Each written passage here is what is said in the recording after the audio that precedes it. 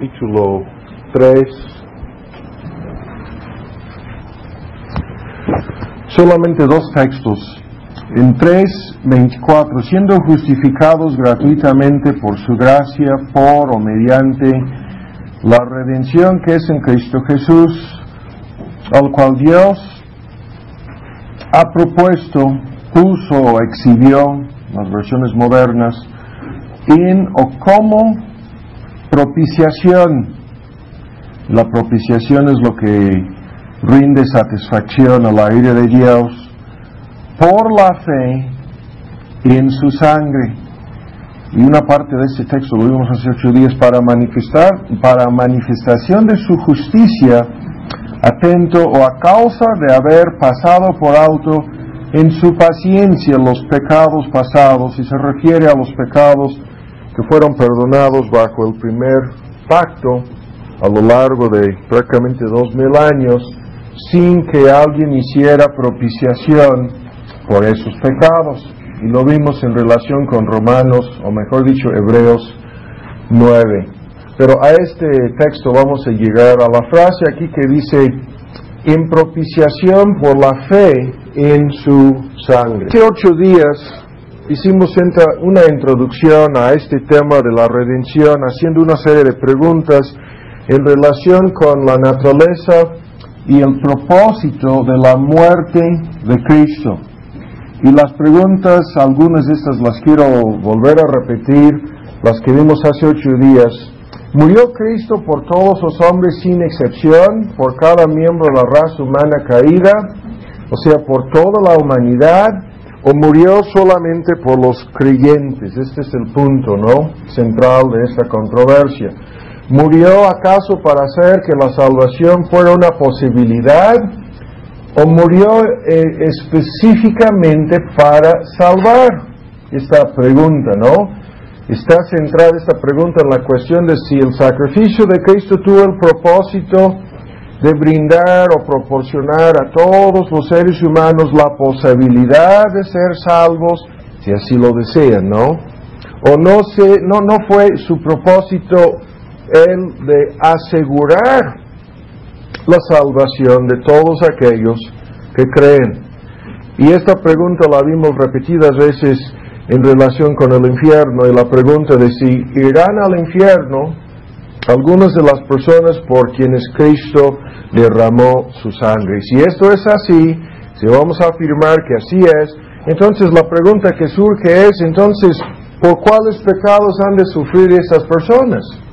¿Sufrirán, fíjese bien, por los mismos pecados por los cuales nuestro Señor Jesucristo ya sufrió? Y toda esta pregunta está centrada en la cuestión de por qué murió Cristo. ¿Fue su obra en la cruz del Calvario algo general, teórico, incierto, indefinido?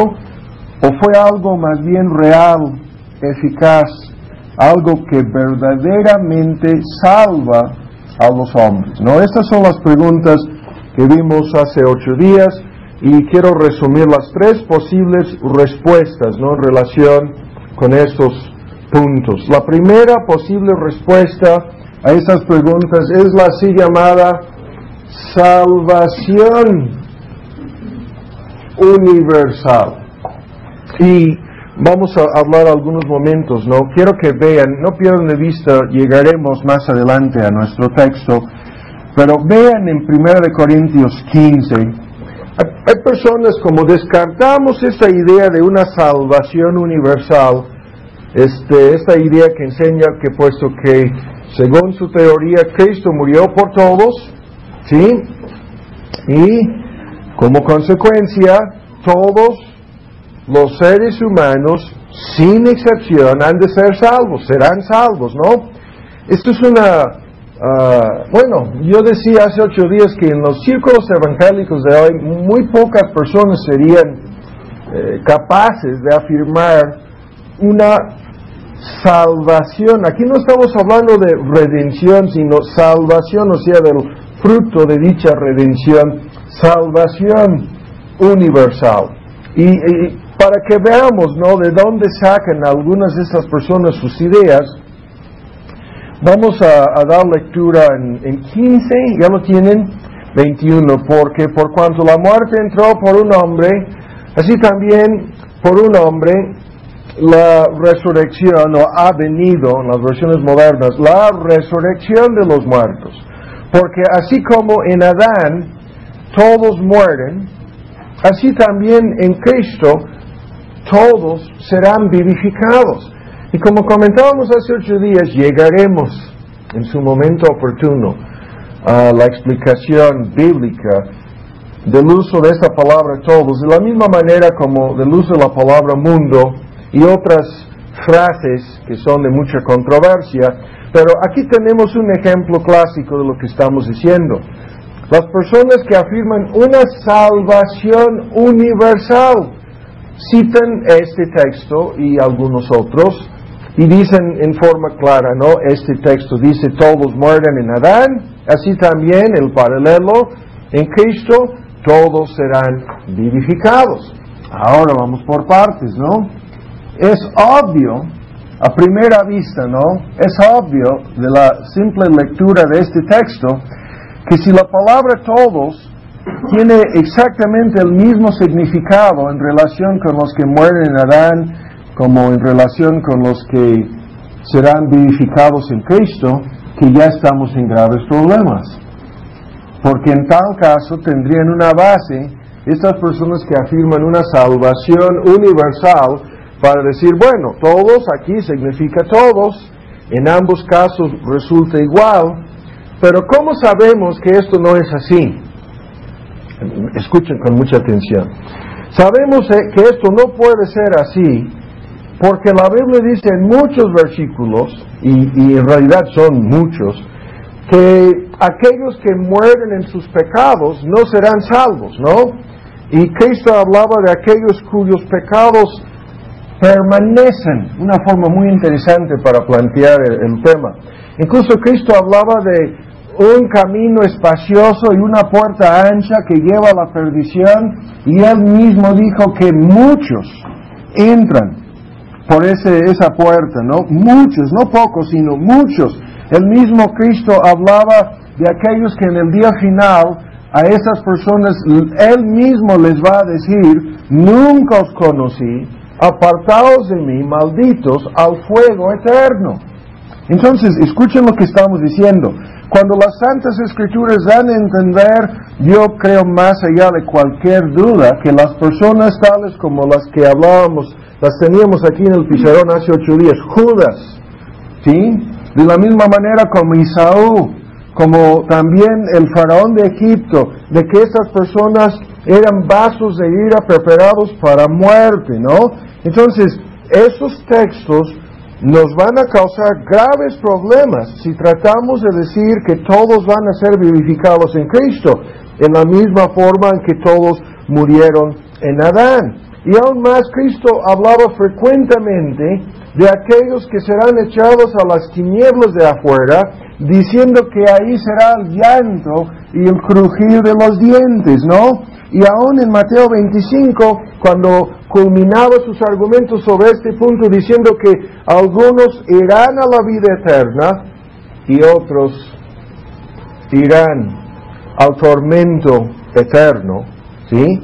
Nos dio a entender que nadie puede afirmar que todos serán salvos, ¿sí? Y aún en 2 Tesalonicenses, cuando dice que el mismo Cristo vendrá del cielo en llama de fuego para dar el pago a los que no conocieron a Dios ni obedecen al Evangelio, los cuales serán castigados de eterna perdición, ¿sí? Todos los textos de esta índole nos sirven como de advertencia para que no seamos necios, ¿no? Al leer un pasaje como este. Y esto es una regla que vamos a ver en el instituto, ¿no? Esa es la regla que conocemos como la analogía de la fe. Lo que las Escrituras enseñan en tantos lugares de una forma tan clara no puede ser contradicho o, ¿cuál sería la palabra? No puede ser cambiado por en este caso, por un texto como este. Pero uno no solamente debe tomar en cuenta lo que otros textos enseñan, sino que también uno debe fijarse cuidadosamente en el contexto en donde se encuentran estas afirmaciones. Y vean, por ejemplo, lo que el próximo versículo dice. Después del versículo 22 que dice en Cristo la última frase, todos serán vivificados, de inmediato, bajo la inspiración del Espíritu Santo, el apóstol Pablo se vio obligado a añadir una clarificación. Y ven ustedes la frase que viene después. Más dice, esto quiere decir empero, ¿sí? Cuidado, ¿sí? Cada uno en su orden. Cada uno quiere decir, todos serán vivificados en Cristo, pero cada uno de los que ha de ser vivificados en Cristo, en su orden. Cristo las primicias, y luego los que son de Cristo en su venida. No, entonces de inmediato se derrumbe el argumento de que el versículo 22 pudiera afirmar una salvación universal. Porque cuando dice, no, más cada uno en su orden, los que serán vivificados en Cristo, es un grupo específico de personas. Cristo es el primero en la orden de personas, ¿no? Las primicias. Y luego, todos es calificado o reducido o limitado por la frase, los que son de Cristo, todos los que son de Cristo, en su venida. Entonces, esto nos sirvió, ¿no?, como un ejemplo de cómo tratar con las personas que citan estos textos. Ahora, la segunda posible respuesta es la del arminianismo. Y el arminianismo enseña lo que es una redención. No llegan al grado de decir que esa redención resulta en la salvación universal, sino simplemente se detienen para decir que la redención que Cristo hizo es universal en su alcance.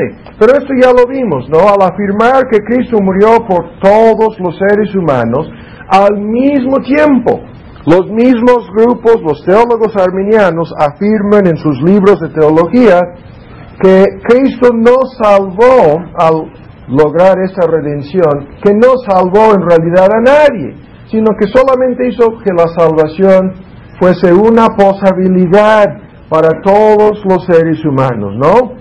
Y en este sentido vimos que los arminianos han puesto un límite en cuanto a la eficacia, en cuanto a la naturaleza y en cuanto al poder de la muerte de Cristo, diciendo que solamente quiso hacer que la salvación fuera o fuese una posibilidad, pero en realidad no quiso salvar a nadie. Y según esta teoría arminiana, la muerte de Cristo sirve para ofrecer a toda la humanidad la posibilidad de cooperar con Dios y salvarse a sí mismos. A fin de cuentas así es, salvarse a sí mismos, ¿no? Y nada más. Y en este sentido lo vimos en el puente. El arminianismo proporciona un puente muy ancho porque ahí están todos los seres humanos, pero su puente llega a mitad del río, a mitad del camino del río del pecado, no nos conduce al otro lado. Es una redención incompleta, es una redención a medias, es una redención teórica, es una redención que en la realidad no logra nada, a menos que los seres humanos quieran poner su parte. Y en este sentido enseñan que aquí está el río del pecado y la obra de Cristo te conduce a mitad del camino, y a menos que tú pongas la otra parte, de nada sirve el hecho de que Cristo haya muerto en tu lugar. Y esto es, lo vuelvo a decir, enseñar una redención limitada en su naturaleza, eficacia y poder. Y vimos que en contraste con este argumento, y hay personas que se preguntan, ¿por qué arminianismo? ¿Por qué calvinismo? Créanme, no es porque estamos siguiendo a Calvino o a Arminius, no, en este asunto, es porque todas las doctrinas, o sea, así lo voy a decir, de controversia en relación con la teología, siempre han tenido grandes defensores, grandes proponentes, personas que se dedicaban a enumerar esos puntos de vista, a defenderlos, a discutirlos. Y en sentido teológico, el mundo evangélico de hoy está dividido entre aquellos que están de acuerdo con la postura de Calvino o los que están de acuerdo con la postura de Jacobo Arminius, pero a fin de cuentas no importa lo que decían estos hombres, lo que importa es lo que dice la Biblia. Entonces, para aquellos que entienden el argumento de los calvinistas, vean, para el calvinista, la redención realizada por Cristo es una redención, ¿sí?, limitada o particular, en el sentido de ¿qué? En el sentido de que, ven, no en el sentido de ser limitado al llegar a la mitad del río, te conduce de un lado al otro, te conduce a la gloria, pero es una redención limitada en cuanto al número de personas incluidas en dicha redención, ¿sí? Es un puente que asegura que todos aquellos por quienes fue hecho ese puente o ese camino, asegura que llegarán al otro lado del río del pecado, o sea, llegarán a la gloria. Es una redención eficaz en cuanto a su poder, ¿sí?, eficaz en cuanto a su propósito, pero una redención de personas específicas que quita los pecados de un número muy grande de personas, pero no son todas las personas en el mundo. Entonces, el arminianismo limita el poder y la eficacia de la redención, y el calvinismo pone un límite en el alcance, en la extensión de esa redención. Y en este sentido, el calvinismo afirma que la redención de Cristo eficazmente salva a todas las personas que creen en Él. Ahora, hay una fórmula muy interesante, incluso yo estaba pensando que deberíamos haber sacado hace tiempo en algún lugar, estaba tratando de acordarme ayer, esa fórmula es muy conocida, incluso hay folletos en inglés que tienen exactamente esta fórmula, ¿no? Es una fórmula que hizo popular el teólogo puritano británico, el más famoso de la época puritana, John Owen. Y uno de los libros que habíamos repartido hace 8 días es de ese autor, John Owen, el príncipe de los puritanos. Y Owen explicó estas 3 posibles puntos de vista acerca de la redención en la siguiente forma. Es una fórmula muy interesante, diciendo: las 3 opciones en cuanto a la redención de Cristo son las siguientes, escuchen bien. Primero, Cristo murió por todos los pecados de todos los hombres. Esa es la primera opción. Por todos los pecados de todos los hombres. ¿Sí? Y en tal caso, suponiendo que su redención o su muerte tenía eficacia, nos conduciría a una salvación universal. La segunda opción, que Cristo murió por algunos pecados de todos los hombres. Y eso es en realidad lo que creen los arminianos. Escuchen bien lo que estoy diciendo. Los arminianos creen que Cristo murió por algunos pecados de todos los hombres, excluyendo ¿cuáles? Bueno, tendrían que necesariamente excluir el pecado de incredulidad.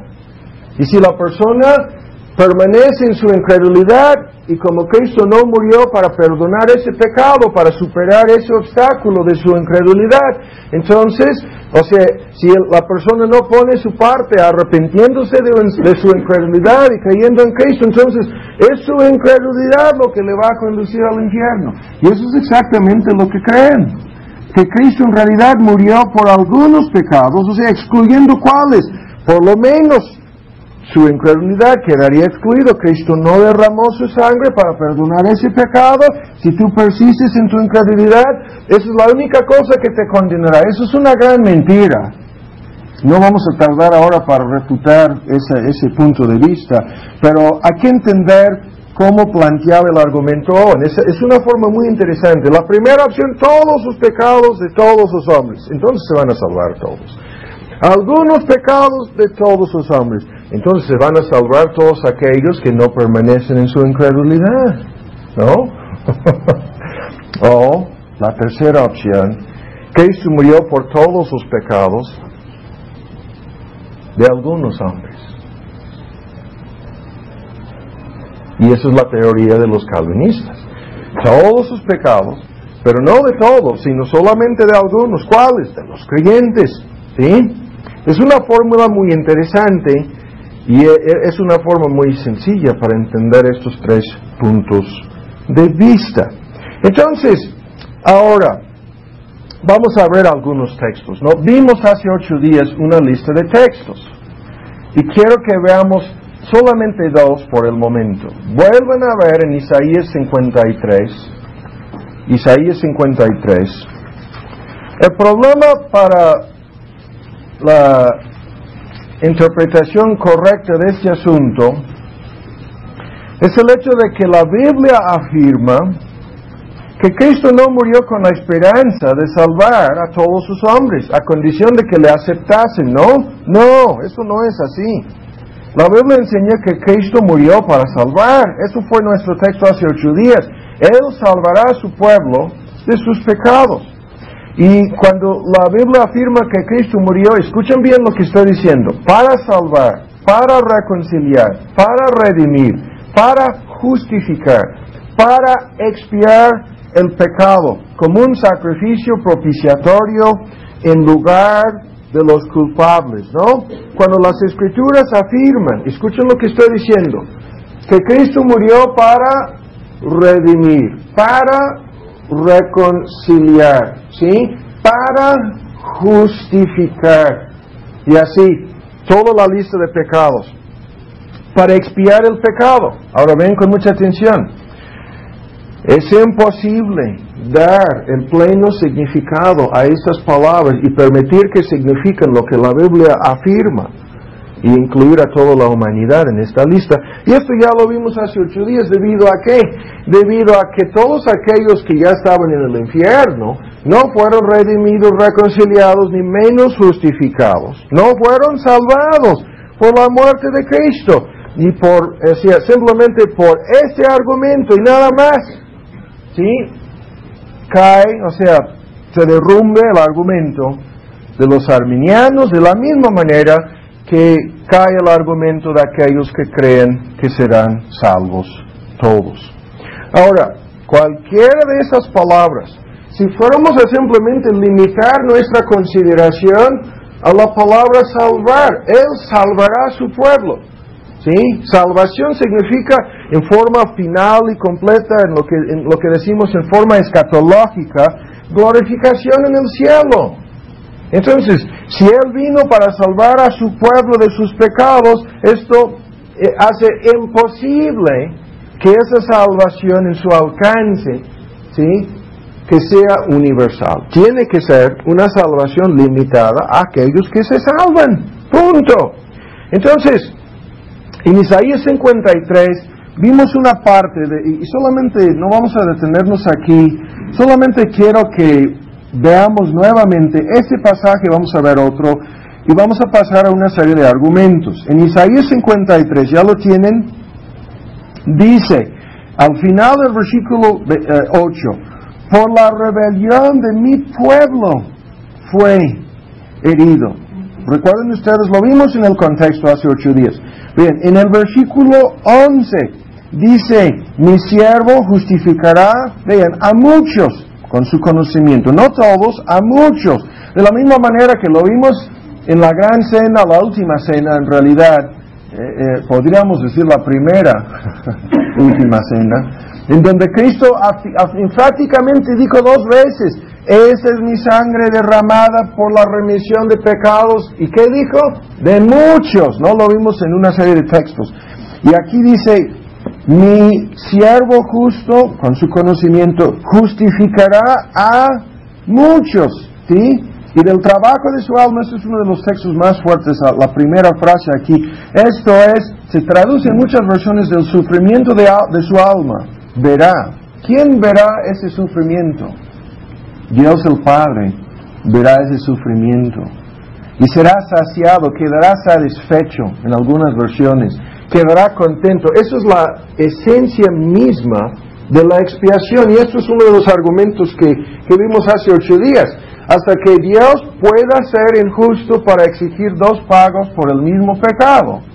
Entonces, Cristo puede morir o pudiera haber muerto, ¿no?, por todos los hombres. Pero este texto dice, Dios verá su sufrimiento, quedará saciado o satisfecho, porque la expiación es lo que rinde satisfacción a la justicia y la ira divinas en cuanto al pecado.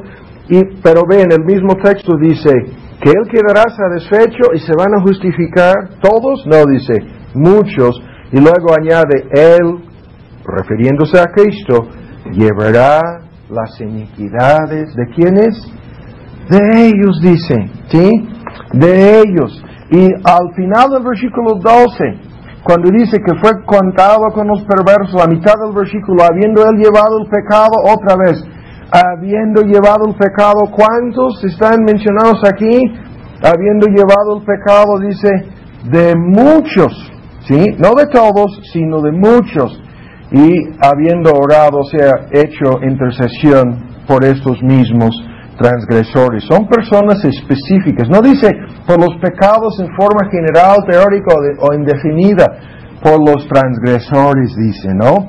Ahora, de ahí vamos a pasar al otro texto. Con este texto terminamos hace 8 días. Estamos pasando por alto la larga lista, y hay más de los que vimos hace 8 días, pero solamente quería que volviéramos a leer en Isaías y ahora en Juan 10, este mismo argumento, y si no tuviéramos este texto, otro texto salvo este, sería suficiente para comprobar lo que estamos diciendo. Pero véanlo rápidamente. Juan 10 dice así, y vamos a dar lectura, comenzando. Ya lo tienen en el versículo 11. Yo soy el buen pastor. El buen pastor da su vida da por las ovejas. ¿Sí? Esto es una redención limitada a sus ovejas. No limitada en su poder o eficacia, sino limitada en cuanto a las personas por las cuales el buen pastor se entregó. Por sus, ¿sí?, las ovejas, es lo que dice en el versículo 11. Y en el versículo 14, yo soy el buen pastor, conozco mis ovejas. Eso quiere decir que Él sabía anticipadamente, precisamente por quienes se iba a entregar. Y luego dice, las mías me conocen. Y esto es en relación con ¿qué? En relación con que las mías me conocen porque van a llegar a ser salvos, ¿no? Anticipadamente estaba pronunciando estas palabras. Y ven, en el versículo 16 dice, yo tengo otras ovejas que no son de este redil, que no son de los judíos, aquellas también me conviene, es más fuerte que la versión antigua, me es necesario traer a estas otras, ¿no?, que están incluidas en el propósito de mi muerte. Ven lo que dice, estas oirán mi voz, ¿sí? Oirán mi voz, y habrá un rebaño y un pastor. La iglesia neotestamentaria compuesta de judíos y de gentiles, de ambos rebaños, ¿no? Pero vean ahora en 15, como el Padre me conoce y yo conozco al Padre, vean, y pongo mi vida por las ovejas. ¿Y cuál es el texto fatal en este capítulo para aquellos que afirman lo contrario? Véanlo en 25, cuando comenzaron a discutir, le respondió Jesús en 25, os lo he dicho y no creéis. Cuando le preguntaban, ¿eres el Cristo o no? Dínoslo abiertamente, os lo he dicho. Vean, las obras que hago en el nombre de mi Padre, ellas dan testimonio de mí, mas vosotros no creéis, habiendo visto todas las evidencias externas necesarias para entender quién soy, siguen en su incredulidad, no creen en mí, pero vean, porque no sois de mis ovejas. ¿Sí? Yo tengo estas que ya han escuchado mi voz y me siguen, ¿no? Esto es al principio del capítulo. La voz del extraño no seguirán. Ustedes no escuchan mi voz, no me siguen, porque no son de mis ovejas, como os he dicho. Mis ovejas oyen mi voz, yo las conozco, y ven en 28, yo les doy vida eterna. No perecerán, ¿sí?, para siempre. Nadie las arrebatará de mi mano. O sea, ¿cuáles son las implicaciones de estas afirmaciones? Son muy sencillas. Al decir, yo pongo mi vida por mis ovejas, ustedes no son de mis ovejas, les estaba diciendo entonces, no voy a poner mi vida por ustedes. Es algo muy sencillo. Algo muy sencillo. Y es una cuestión muy simple, de creer o no lo que dice la palabra de Dios. De hoy en ocho llegaremos a una explicación detallada de todos los textos normalmente citados para afirmar lo contrario. Pero ahora vamos a enumerar, y aquí no vamos a detenernos, estos son argumentos muy sencillos, una lista de argumentos que favorecen o apoyan este punto de vista. Y estos argumentos, lo vuelvo a decir, no vamos a meternos en los detalles, simplemente los vamos a enumerar. El primer argumento a favor de una redención particular, o sea, una redención eficaz pero limitada a sus ovejas, es la gran doctrina de la elección y el pacto de la gracia. Y esa idea ya la hemos visto en uno de los estudios anteriores, la volveremos a ver más adelante en esta misma serie de estudios. Ya hemos visto que la elección por parte de Dios el Padre es una realidad indiscutible, enseñada en la palabra de Dios. Dios el Padre escogió a los que han de ser salvos. Estos son los objetos de una elección de amor, de gracia, de misericordia. Es un grupo definido, es un grupo específico de personas, y como la elección es definida, la expiación necesariamente es algo definido. Como la elección es algo limitado a un grupo de personas, necesariamente la expiación también es limitada al mismo grupo de personas. Como la elección es particular, entonces la expiación es de igual manera particular, y esto quiere decir que Dios sabía precisamente por quienes Cristo iba a derramar su sangre. Esto es un hecho indiscutible. Ven ahora en Juan 17. Aún para los grupos que tendrían toda una serie de objeciones en contra de la elección. ¿Por qué lo estamos diciendo así? Porque pudiéramos descartar por completo la doctrina de la elección para salvación, y simplemente en base al previo conocimiento que Dios tiene de todos aquellos que han de creer, como lo afirman varios grupos, no específicamente muchos grupos arminianos, nos daría el mismo resultado. Si Dios sabe que todo este grupo de personas irán a la perdición, se van a encontrar al fin y al cabo en el infierno, a la hora de la muerte de su Hijo amado en la cruz del Calvario, entonces Dios simplemente en su conocimiento anticipado de lo que les va a pasar, no les va a redimir, no va a poner en la obra de Cristo, no, estas personas no van a ser incluidas en la expiación, no van a ser reconciliadas, no van a ser justificadas, no llegarán a ser glorificadas como consecuencia de la misma obra, o sea, van a quedar fuera de la obra salvadora de Cristo. ¿Por qué? Porque no tendría caso alguno que Cristo hiciera a favor de estas personas, ¿no? Estas cosas. Pero véanlo en Juan 17, este argumento, no vamos a detenernos. Quiero que veamos que este es el argumento que se encuentra aquí en Juan 17. Comenzamos en el versículo 2. Bueno, comenzamos en el versículo 1. Estas cosas habló Jesús, levantados los ojos al cielo, y dijo: Padre, la hora es llegada, glorifica a tu Hijo, para que también tu Hijo te glorifique a ti. Ahora, la escena aquí es la supuesta última oración, aunque no es en realidad así. Pero esa es la oración final antes de que comenzaron toda la serie de eventos que culminaron en su crucifixión. Como le has dado la potestad, o sea, esta es una, vamos a decir, estamos viendo aquí, aunque es una oración de parte del Hijo de Dios encarnado, pero lo que estamos diciendo aquí es una plática, así lo vamos a decir, en forma íntima, ¿no?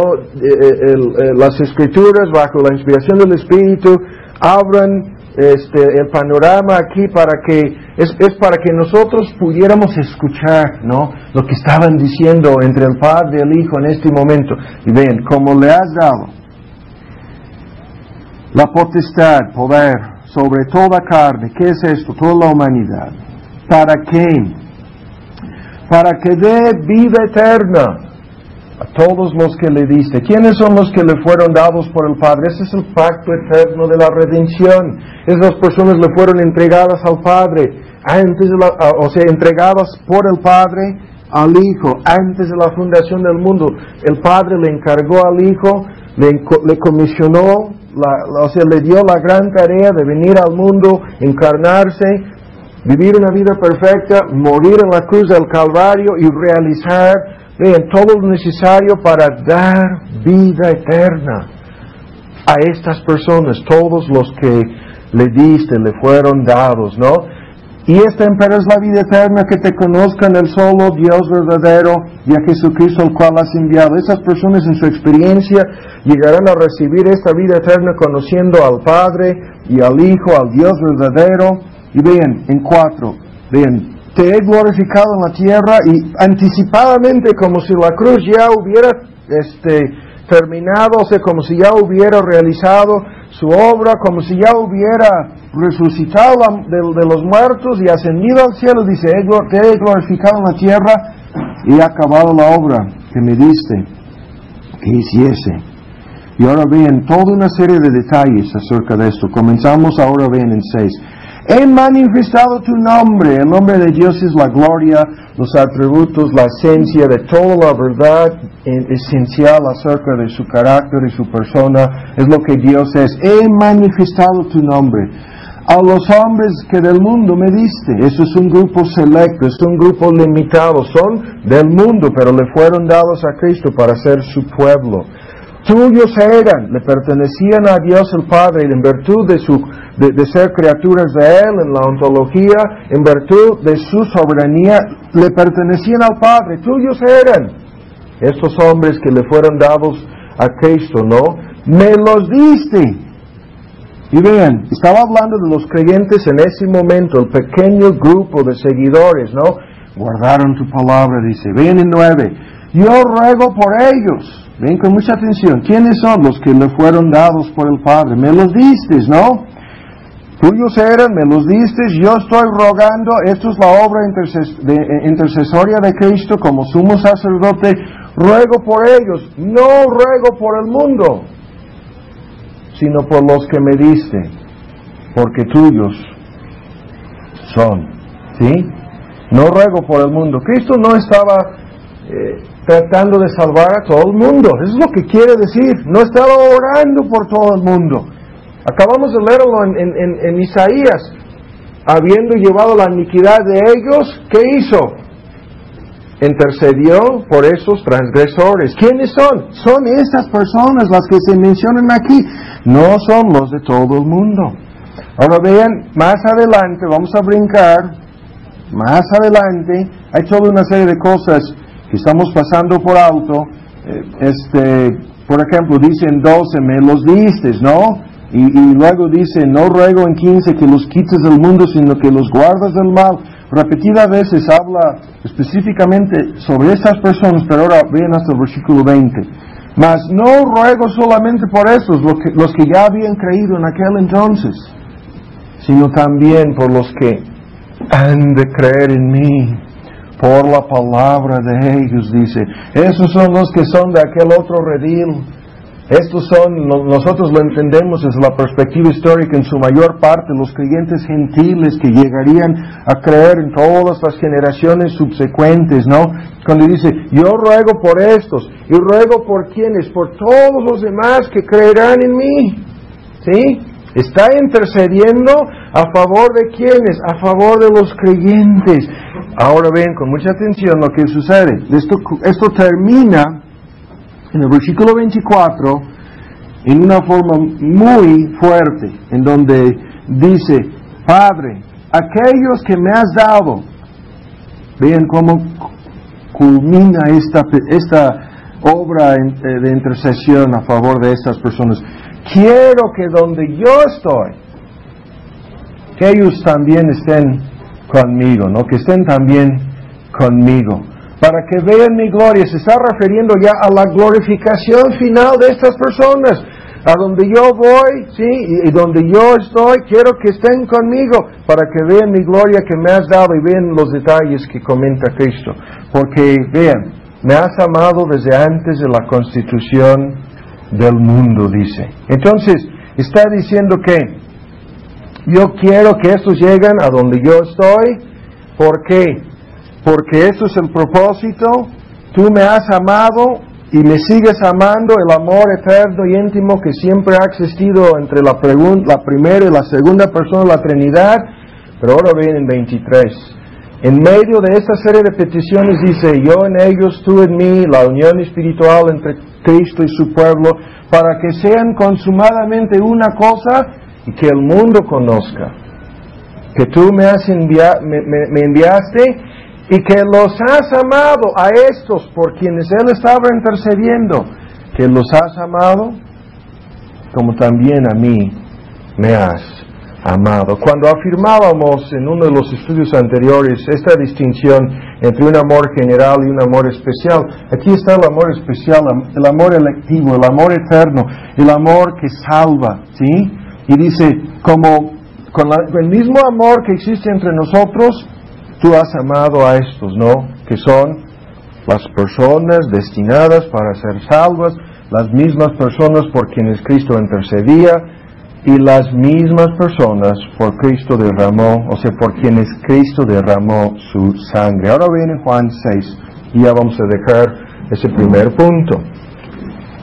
En Juan 6, el primer punto que estamos enfatizando es que la doctrina de la elección va completamente de acuerdo con la doctrina de la redención particular de las personas escogidas para salvación. 6:37. Bien, todo lo que el Padre, y el verbo aquí es pasado pretérito, todo lo que el Padre me dio. ¿Cuándo es que le fueron dadas estas personas? En el pacto eterno de la gracia. Todo lo que el Padre me dio vendrá a mí. Y al que a mí viene, no le echo fuera. Ahí está todo el pacto en una forma muy sencilla. Porque he descendido del cielo, no para hacer mi voluntad, mas la voluntad del que me envió. O sea, vino con un propósito específico. ¿Cuál propósito? En 39. Esa es la voluntad del que me envió, como siervo del Padre. Cristo vino, ¿para qué? Para que todo lo que me diere, no pierda de ello, sino que lo resucite en el día postrero. Las palabras no pudieran ser más claras que estas. Ahí está todo el argumento de que las que me dieron, ¿sí? No las voy a perder, ¿sí? Las personas que me fueron dadas vendrán a mí. Y vamos a ver en parte el día de hoy cómo es que vendrán a Él. Pero es una parte de la misma redención realizada por Cristo. Vendrán a mí. Y las personas que vienen a mí, yo no voy a perder ni una sola persona, sino que cada una de esas personas será resucitada. Y esto es en sin lugar a dudas, ¿no? Inevitablemente la resurrección de los justos o de los creyentes es la resurrección a la cual se refiere. Es la misma idea en Juan 15. Todos los que son de Cristo, ¿sí? Cada uno en su orden. Los que son de Cristo serán resucitados y glorificados en Él, en el día final. Entonces, el primer punto, la elección nos conduce inevitablemente a creer que en esta redención eficaz. Ahora, el segundo punto, con mucha atención. El segundo punto, lo vimos en parte hace 8 días. El hecho de que la obra salvadora de Cristo realmente salva. Ese es el segundo argumento. La obra salvadora de Cristo, esto lo vimos bien en Romanos. Lo vimos simplemente leyendo hace 8 días un punto aquí.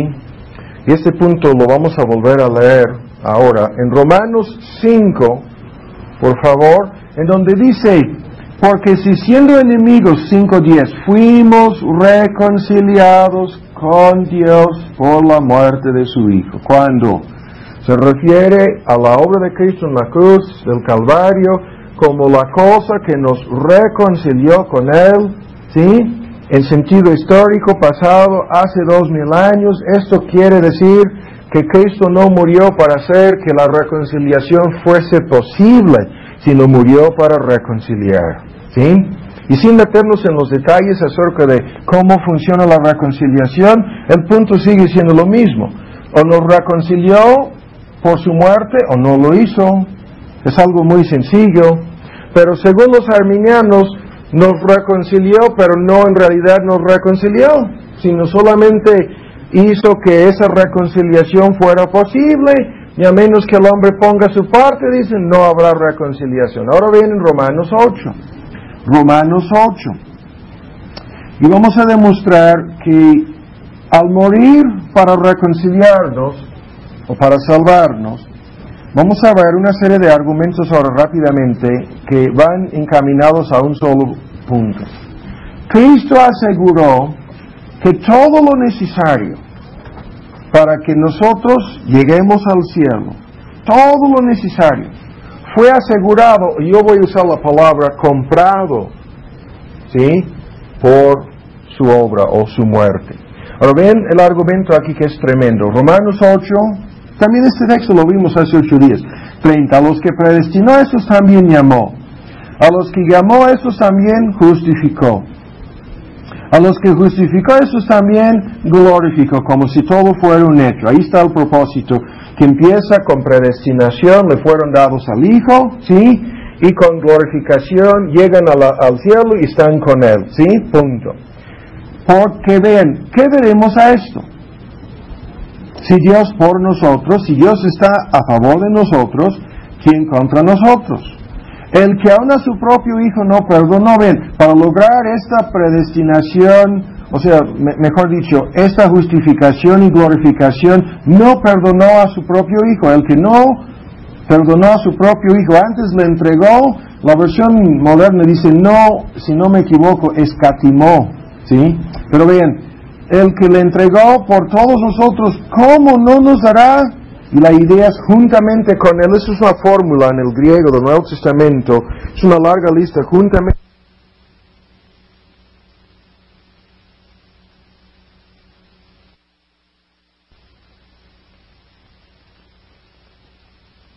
con Él, porque en el plan y el propósito de Dios, el Padre tomaba lo que Cristo hizo como si nosotros lo hubiéramos hecho. Pero ven esta fórmula aquí. ¿Cómo se puede traducir? ¿Acaso no nos dará también juntamente con Él todas las cosas? Y luego se refiere a los escogidos. A Dios es el que justifica, que nada nos puede separar de este amor. Ahora vean con mucha atención esta idea. Cuando pregunta el apóstol, ¿no nos dará con Él todas las cosas? ¿Cuáles son las cosas a las cuales el apóstol se refiere? Si ya nos dio el don de su Hijo, entonces nos dará todas las demás cosas necesarias para que nuestra salvación eterna sea real. Eso es el argumento. Esto quiere decir que nos dará la fe, como vamos a ver. Esto quiere decir que nos dará la perseverancia. Esto quiere decir que nos dará la santificación y cualquier otra cosa necesaria. ¿Para qué? Para lograr esta salvación. Todas las cosas necesarias vienen garantizadas como una parte del mismo paquete. Véanlo ahora, no pierdan de vista esta pregunta. ¿Acaso no nos dará todas las cosas? Ven en Efesios 1.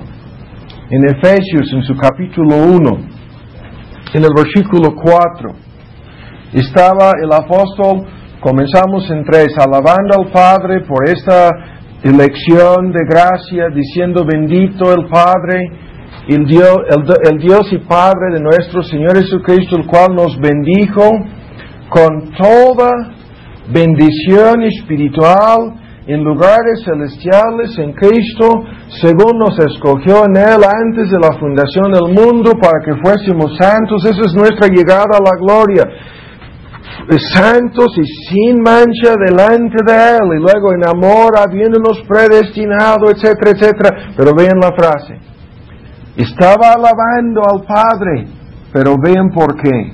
Porque nos bendijo, el versículo 3, con toda bendición espiritual. Toda bendición espiritual.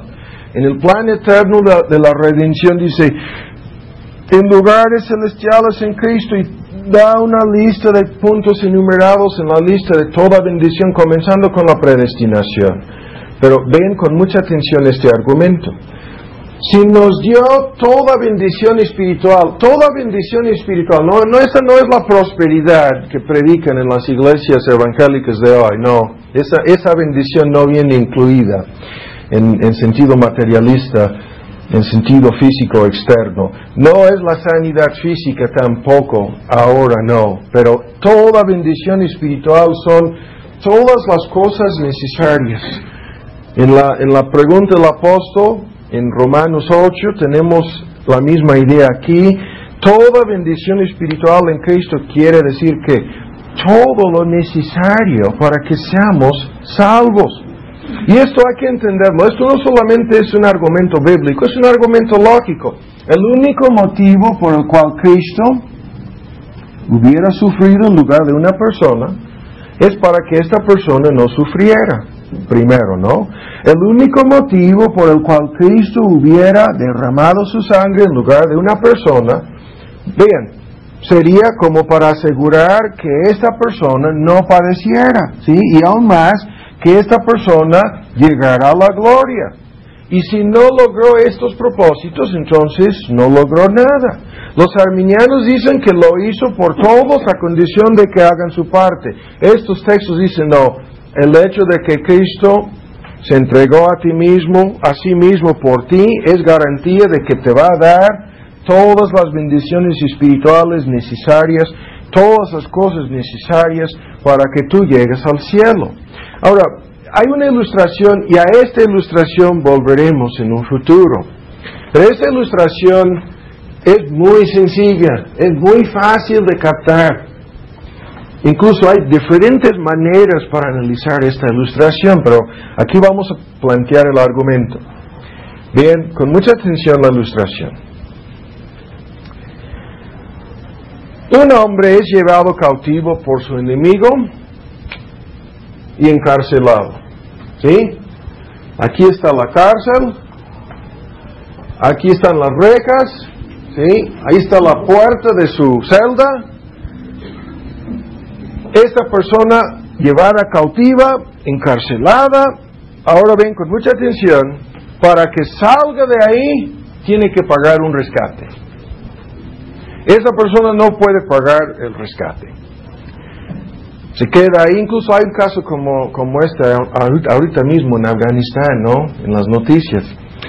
Pero vean, viene un amigo de esta persona, paga el rescate, o podríamos poner deuda, es lo mismo, ¿sí? Supongamos que no es un rescate, que no le llevaron cautivo, sino que está encarcelado porque debe un dinero, resulta igual, ¿sí? Viene un amigo, paga su deuda, ¿sí? Siguen ahí pagado, ¿no? Ahora ven con mucha atención.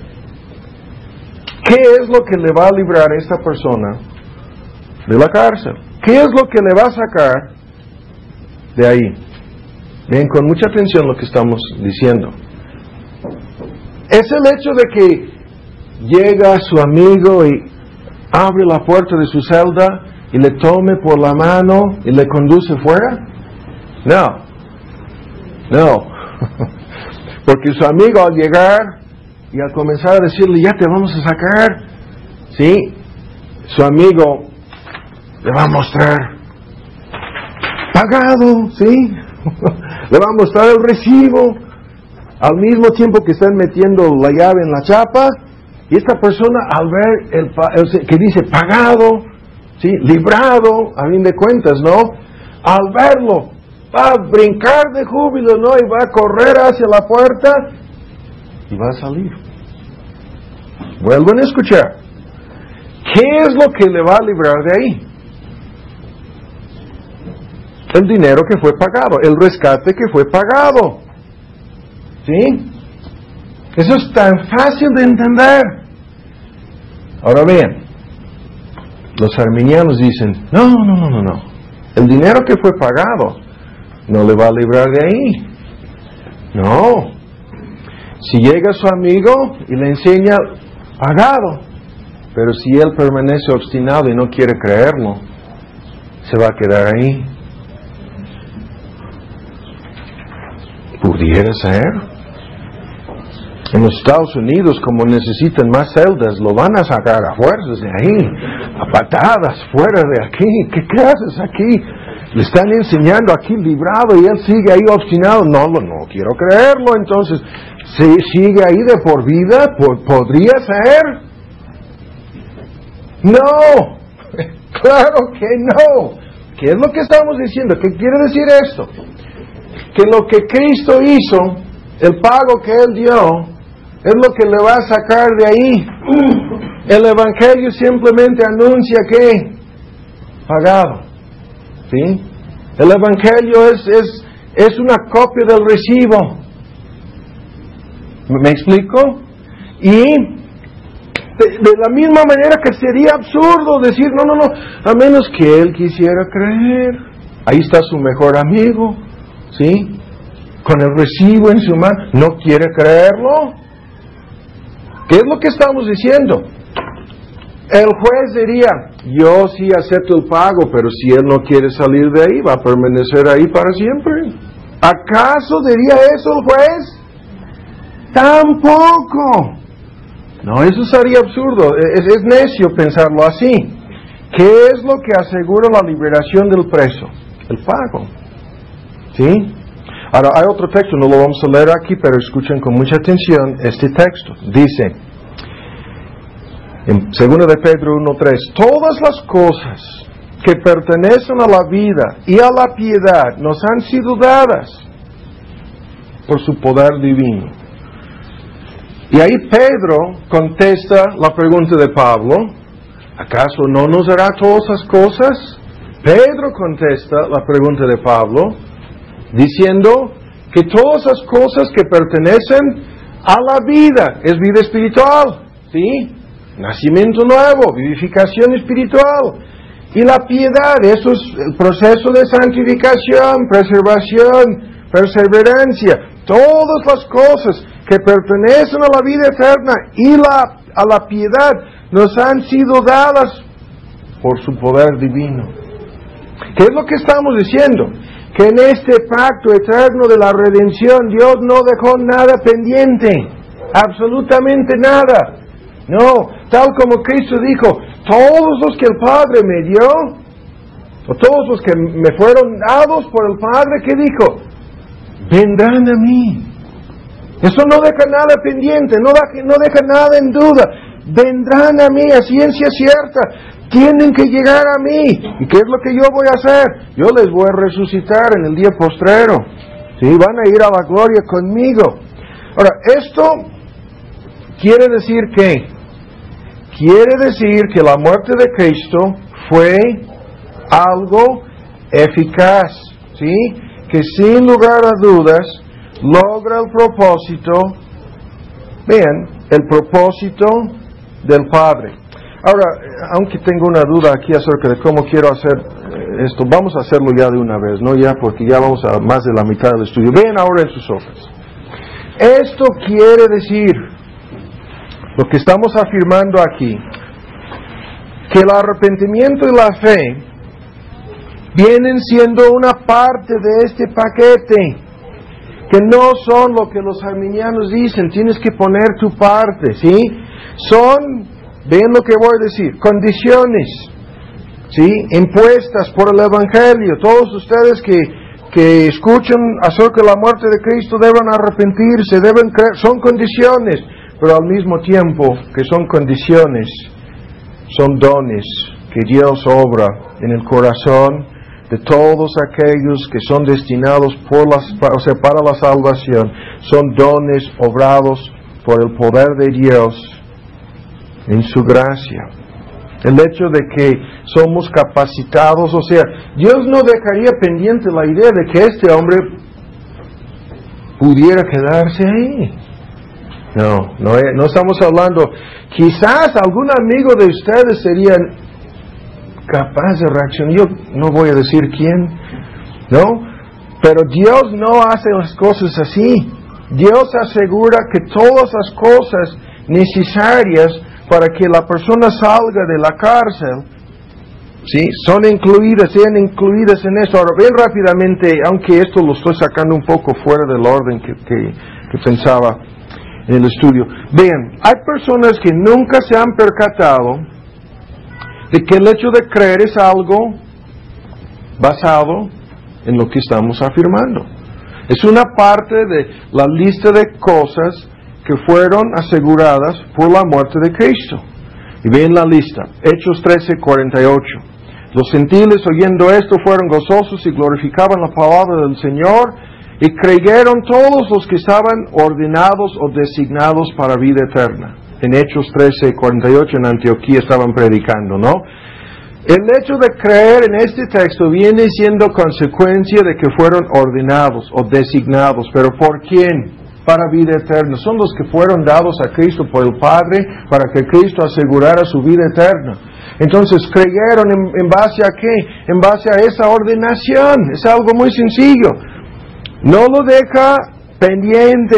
Está asegurado. El hecho de creer es algo incluido en este paquete. Vean lo mismo en 1 Corintios 3:5. ¿Qué es Pablo? ¿Qué es Apolos? Ministros, dice.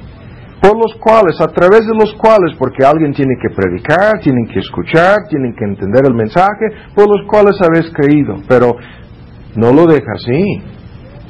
Este hecho de creer, y eso dice, se refiere al hecho de haber creído. Eso dice, según que a cada uno de ustedes que son creyentes, vean, a cada uno es algo muy particular, ha concedido el Señor. Creer es algo concedido por el Señor a cada uno, pero a cada uno de los creyentes, ¿no? A cada uno de los elegidos Dios les concede que crean en el Evangelio.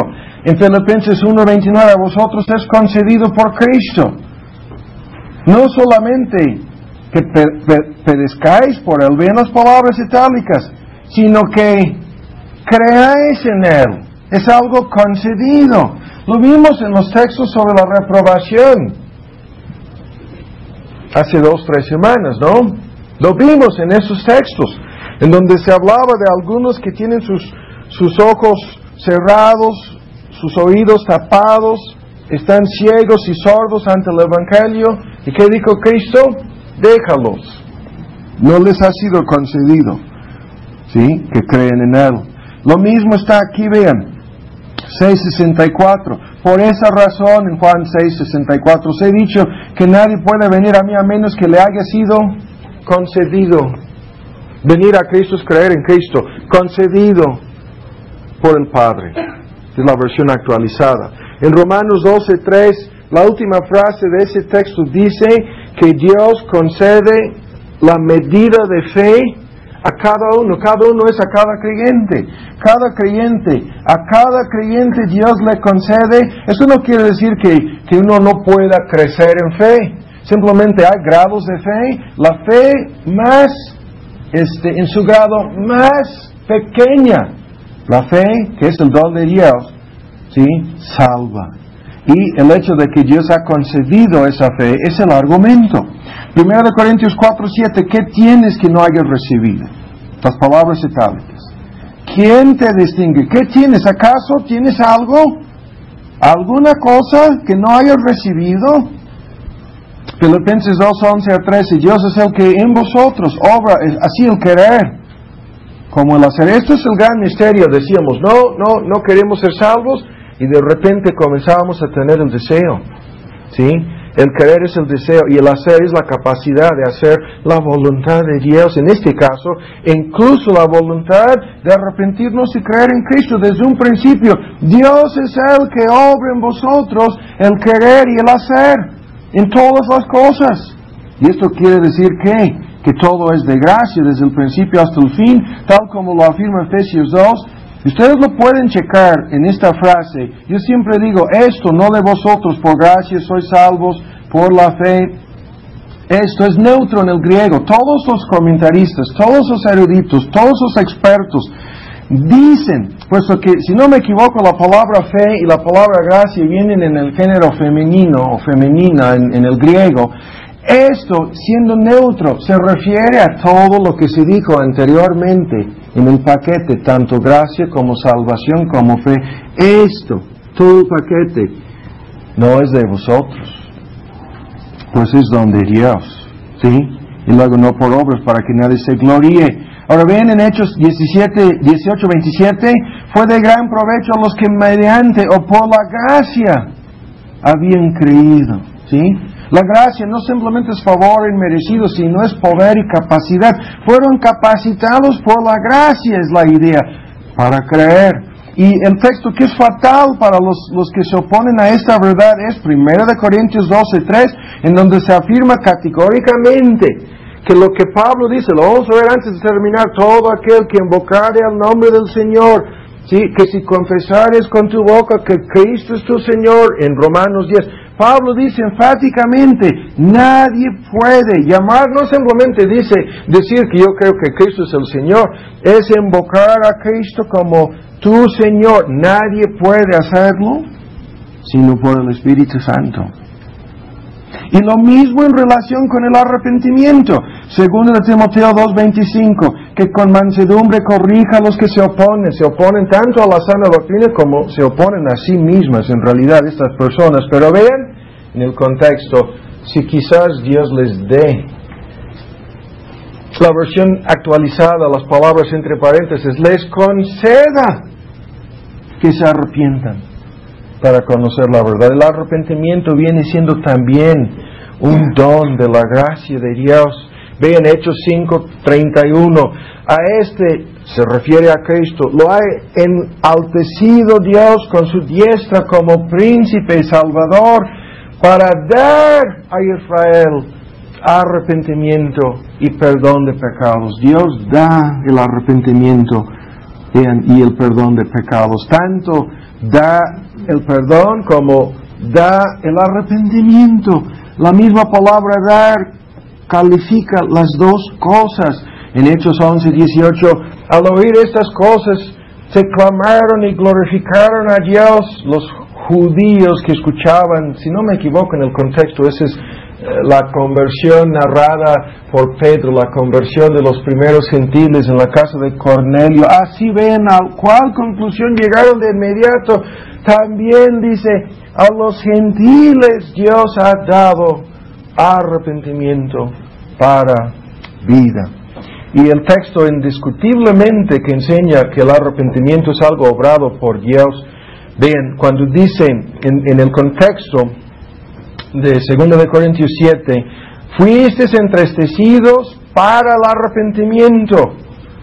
Vean, pues habéis sido entristecidos según es por Dios, ¿sí? O de Dios, lo discuten, pero nadie niega el hecho de que este entristecimiento, que es el dolor ocasionado por una persona que está en el proceso de arrepentimiento, está dándose cuenta de la maldad de su naturaleza, de su pecado, y está dando la espalda de sus pecados. Pero vean, este proceso de entristecimiento, que es una parte de convicción, pero un factor crucial en el arrepentimiento, 2 veces lo dice, que es de Dios, es algo que Dios obra, es algo que Dios produce.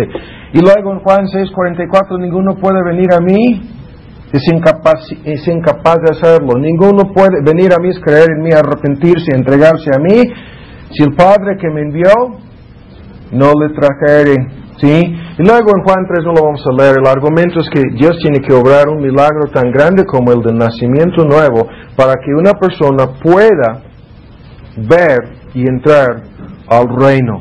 Entonces, ¿qué es lo que estamos diciendo? Que incluido en la obra de Cristo que salva es todo lo necesario. Ahora, el tercer argumento, vean, a favor de este punto es lo siguiente. Simple y sencillamente, vean, el hecho de que se pierdan muchas personas es la prueba indiscutible de que Cristo no murió por esas personas, ¿sí?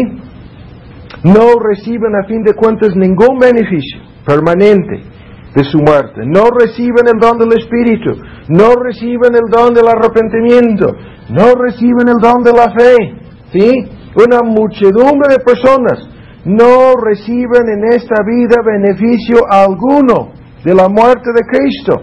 Y por lo tanto, la única conclusión a la cual podemos llegar es que Cristo no murió por esas personas, porque Cristo murió para salvar. Y si murió para salvar a una persona, murió para darle a esa persona todo el paquete. ¿Sí? Entonces, vean el peligro de afirmar lo contrario. Si afirmamos que Cristo murió por aquellos que se pierdan, estaríamos afirmando que Cristo intentó salvar a los que se pierdan y fracasó. Y si fracasó en el caso de ellos, no tendríamos garantía alguna de que no fracasaría también en nuestro caso. Pero aún peor, aquí lo que estamos diciendo es que la sangre preciosa de Cristo, la única cosa que nos puede rescatar del infierno, la única cosa que puede impedir que vayamos a la perdición, vean, esa sangre no fue derramada en vano. ¿Sí? Pero aún más, vean, el último punto aquí, aunque hay más, se nos está acabando el tiempo. Vean esto. Si afirmamos lo contrario en relación con todo esto, vamos a meternos en graves problemas en cuanto a la naturaleza, el carácter de Dios y la unidad entre las tres personas de la divinidad. Al afirmar que Dios el Padre, vean, escogió a algunos, y al decir que Cristo murió por todos, ya estaríamos causando un grave desacuerdo, desequilibrio y en realidad un conflicto entre dos personas de la Trinidad. O al afirmar que Cristo murió por todos y el Espíritu Santo llama solamente a algunos, estaríamos causando el mismo problema, ¿no? Tenemos que ver que hay unidad en todo este propósito, en el pacto eterno, en la redención. Los que le fueron dados fueron redimidos y serán llamados por el Espíritu. El Padre escogió, el Hijo redimió y el Espíritu trae esas personas. Y si afirmamos lo contrario, caemos en lo que sería un ataque contra la naturaleza y el carácter y la gloria de Dios. Y aún peor, si le pintamos a Dios como tratando de salvar, ¿sí? Y el Espíritu Santo intentando salvar, pero no teniendo la capacidad de hacerlo, entonces tendríamos otros problemas, como de la misma manera que tendríamos graves problemas acerca de todos los textos que afirman que Cristo intercede solamente por un grupo.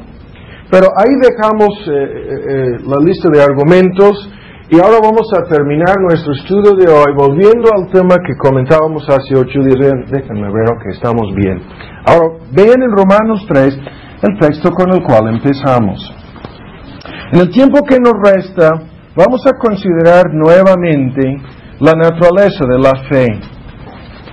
Los arminianos afirman que la fe añade algo a la obra de Cristo. Eso es falso. La fe es producto, es fruto, es una parte del mismo paquete comprado por Cristo. ¿Sí? Romanos 3, por favor. Pero vamos a analizarlo en el tiempo que nos resta, en la forma más breve posible. No podemos detenernos. Y vamos a analizar algunos detalles acerca de la fe para que veamos que los arminianos han malentendido prácticamente por completo lo que es la fe salvadora en Cristo. Según este texto con el cual empezamos nuestro estudio de hoy, en donde la frase al cual Dios, 3:25, ha exhibido, ha puesto, Dios le puso a Cristo en propiciación por la fe en su sangre. Esa es la frase que nos interesa. Según este texto y varios otros que vamos a ver ahora, el elemento más importante en cuanto a la fe es su objeto. Incluso lo que vamos a ver es que en realidad es imposible separar la fe de su objeto. Si tu fe no tiene el objeto correcto, no tienes la fe. O sea, la fe no es algo que Dios te da y luego tú pones tu fe en el objeto correcto. No, eso no es así. Es imposible, bíblicamente hablando, y incluso desde la experiencia de cada persona convertida a Cristo, es imposible separar la fe de su objeto. ¿Sí? El elemento más importante en la fe salvadora es su objeto, la cosa o la persona a la cual esa fe mira. La fe confía, ¿sí?, en la obra de Cristo, descansa en la sangre de Cristo. La fe, según esta frase, en La sangre de Cristo, y el término lo podríamos invertir como una propiciación. ¿Sí? Podríamos invertir el orden aquí. Pablo dice en este texto que el objeto de la fe es la sangre o la propiciación. La fe mira a la sangre de Cristo como una propiciación, lo que da satisfacción a la justicia, a la ira de Dios en contra de nuestros pecados. La fe mira a la sangre de Cristo como el único sacrificio que satisface la ira divina en contra de nosotros. La fe mira la muerte de Cristo en propiciación, sufriendo en nuestro lugar el castigo de nuestros pecados. Y esto es lo que tenemos que creer, y en esto tenemos que confiar. A este sacrificio tenemos que mirar, y tenemos que creerlo, hay que entenderlo bien, como algo eficaz.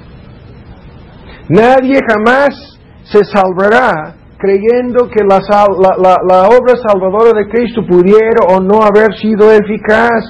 Implícitamente en la fe salvadora, no solamente es la realidad de su objeto, sino el objeto a la cual la fe mira es una obra eficaz. ¿Sí? Entonces, hay muchos detalles aquí que quiero que veamos. Lo acabamos de citar, véanlo en Efesios 2, ustedes que conocen ese texto. Efesios 2 señala que la fe es solamente el medio, no es la causa de la salvación. ¿Sí? La fe no es el Salvador, sino es el medio por el cual recibimos al Salvador. Cuando Efesios 2:8 dice, por la fe, ¿sí? Es por medio, a través de la fe. No dice por causa de la fe, como si la fe tuviera algún mérito, sino a través o por medio de la fe. Y en este sentido, Efesios 2:8 afirma que la fe es el instrumento, pero la fe no es la causa, es el instrumento, ¿sí? Es el vaso a través del cual bebemos el agua de vida, pero no es el agua de vida. Y este texto afirma, no vamos a volver a leerlo, que en cuanto a su origen, la causa de la salvación es por gracia. En cuanto a su recepción, es por medio de la fe. Esa es la manera en que se recibe. Y en cuanto a su naturaleza, todo el paquete es un don, regalo o obsequio de Dios. Eso es indiscutible. Ahora, guarden en mente este punto y vean en Mateo 9. Aquellos que piensan lo contrario, acuden a textos como este. Mateo 9, versículo 20. Y aquí una mujer enferma, 9:20, enferma de flujo de sangre desde hace 12 años, ¿no? Llegándose por detrás, en la muchedumbre de personas que estaban ahí, se acercaba a esta mujer, le tocó la franja de su vestido, el borde de su manto, en la versión moderna, porque decía entre sí, vean su testimonio, decía entre sí, estamos leyendo en Mateo 9:22, decía 21, decía entre sí, si tocares solamente su vestido, seré salva. Ven su fe. Si tocares solamente su vestido, dice, seré salva. Mas Jesús, volviéndose, mirándola, dijo, confía, hija. Eso es un aspecto de la fe, la confianza. Confía, hija. Y ven ustedes las palabras. Tu fe te ha salvado. Y la mujer fue salva desde aquella hora. Ahora vamos por partes. ¿Contradice este texto lo que estamos afirmando? No. Escuchen bien, claro que no. Tu fe te ha salvado. Esas son las palabras. Pero la fe le salvó ¿cómo? ¿Cómo? Solamente como el vínculo, solamente como el punto de contacto. La realidad de todo este asunto es que Cristo le salvó. Y hasta que esta mujer tuviera contacto con Cristo, no fue salvada. La realidad de este asunto es que su fe fue simplemente el medio para entrar en contacto con Cristo. Y de hecho, no en sentido físico, sino en realidad en sentido espiritual. De otra forma hubiera sido absurdo que Cristo añadiera las palabras, confía, hija. ¿Sí? No habría sido necesario decirle nada. Ya me tocaste, ¿no? En tal caso, vámonos aquí a la basílica para tocar algún estatua o algún tipo de... ¿O me explico? No, eso no es algo físico. Vean, ¿qué es lo que estamos diciendo? Vuelvan a escuchar. No es posible separar la fe de su objeto. Todos los textos indican que el objeto de la fe es lo que salva a la persona. La fe actúa en base, vean, a la verdad revelada acerca de esa persona, o sea, en base a la palabra de Dios. En este caso, la fe se compromete, se entrega, arriesgando todo en base, en este caso, en base a la obra salvadora de Cristo. Esa mujer creía en su corazón que Cristo le salvaría, que entrando en contacto con Cristo, que sería definitivamente salvada, y el acto de tocar el vestido de Cristo fue nada más que una manifestación, una expresión visible de su fe. Y cuando Cristo le dijo, tu fe te ha salvado, hablaba de su fe, pero ven con mucha atención, solamente como un medio para entrar en contacto con el Salvador.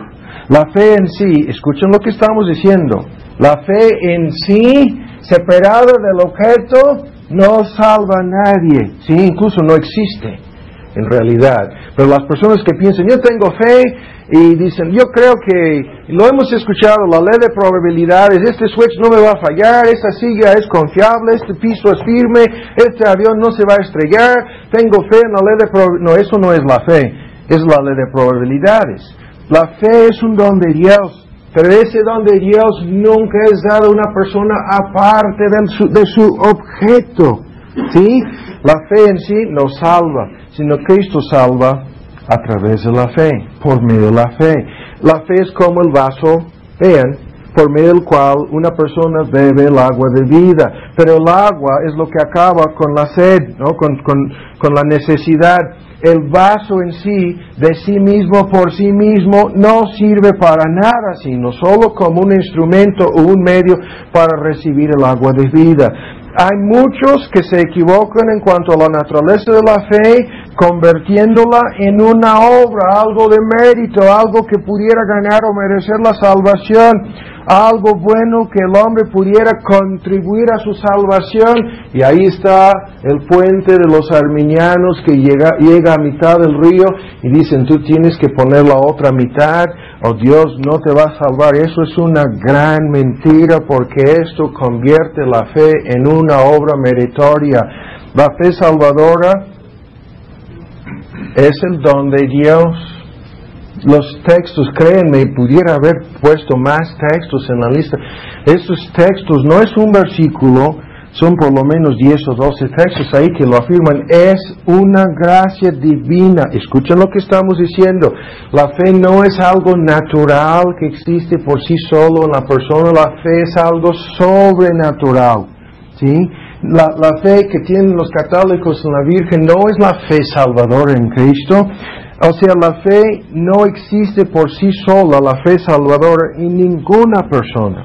La fe, vean lo que estamos diciendo, no existe por sí sola en los hombres, sino que desciende de lo alto. Es de origen divino, ¿sí? Nadie nace con esa fe. Nacimos, entramos a este mundo como incrédulos.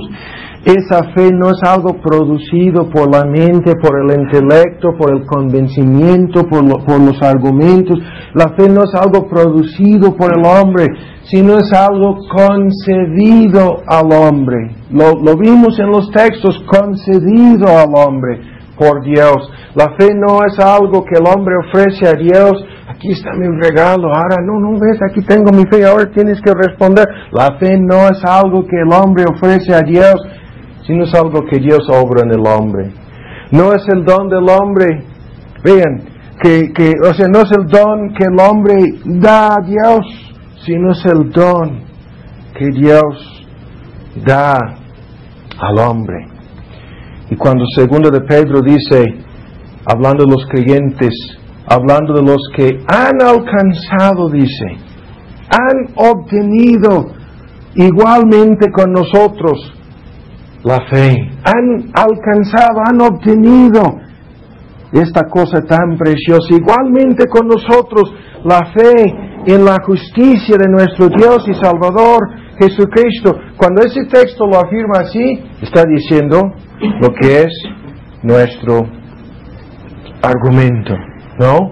Entonces, hay que entender bien lo que estamos diciendo.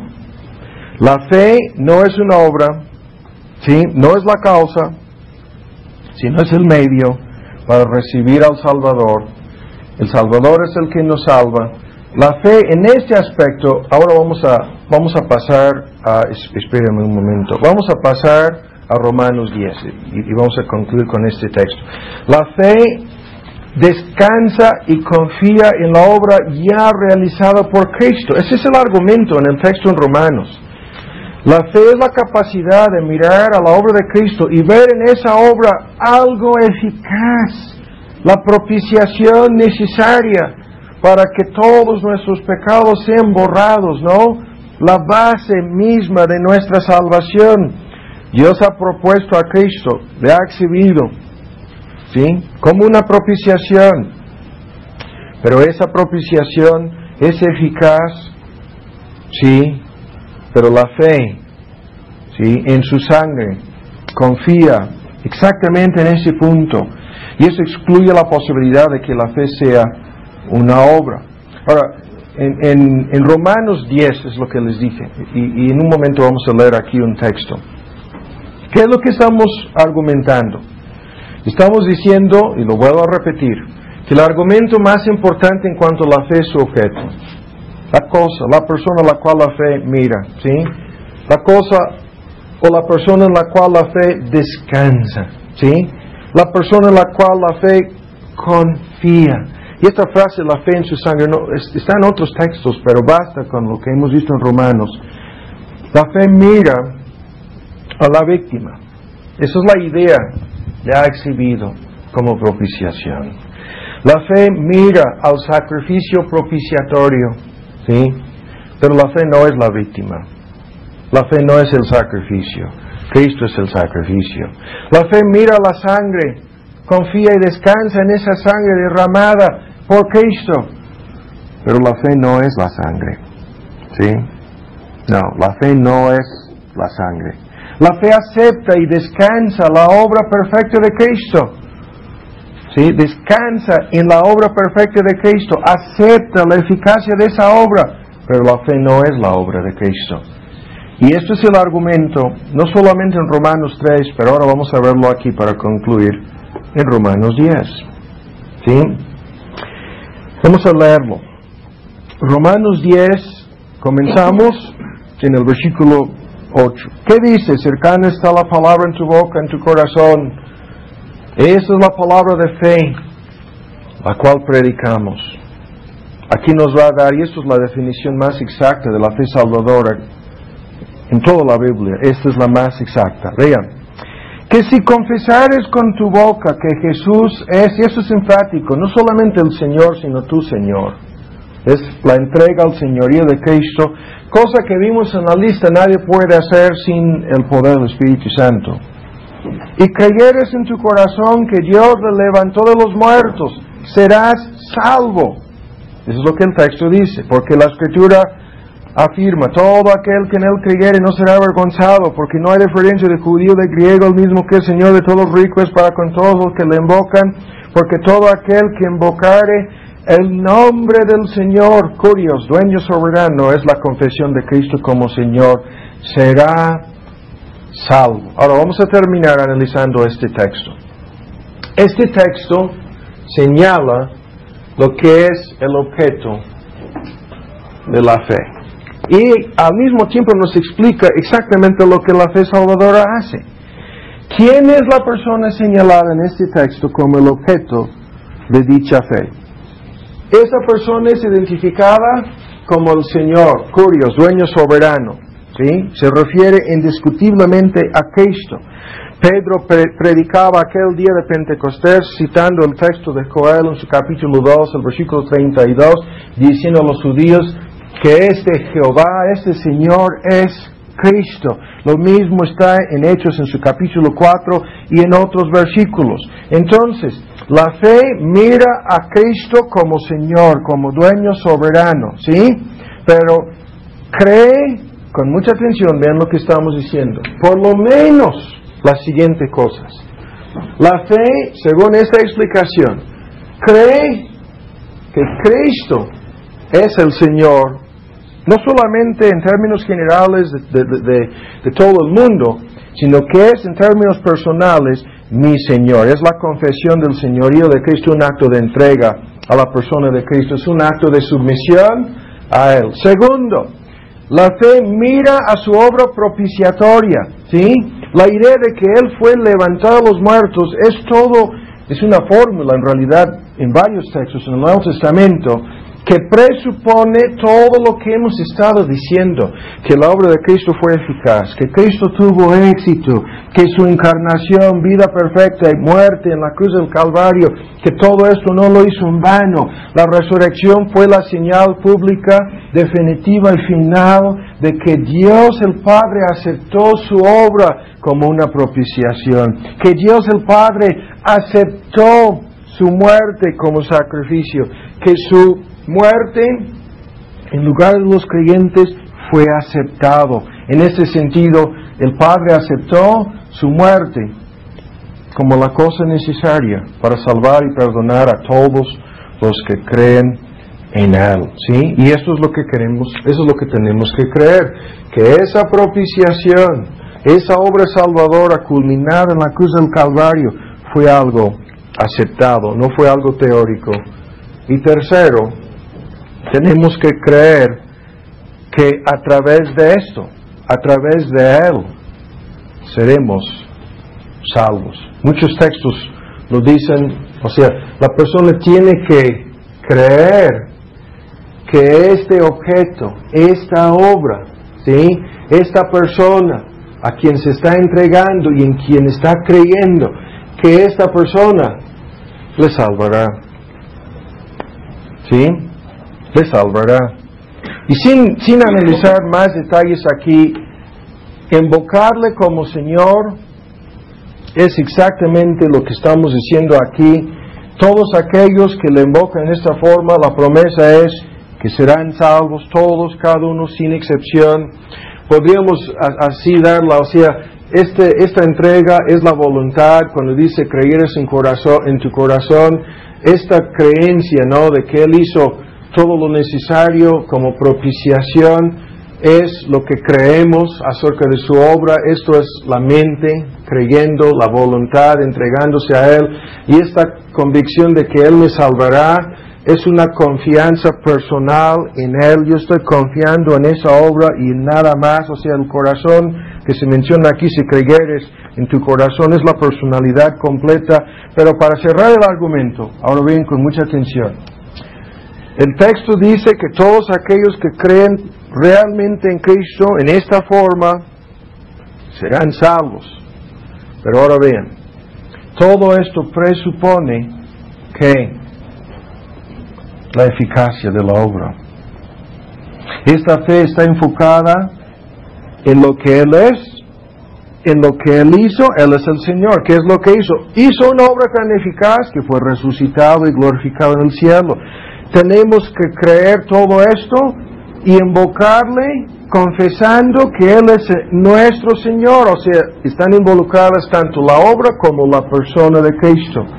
Y para cerrar el argumento, ven con mucha atención cómo esto concluye.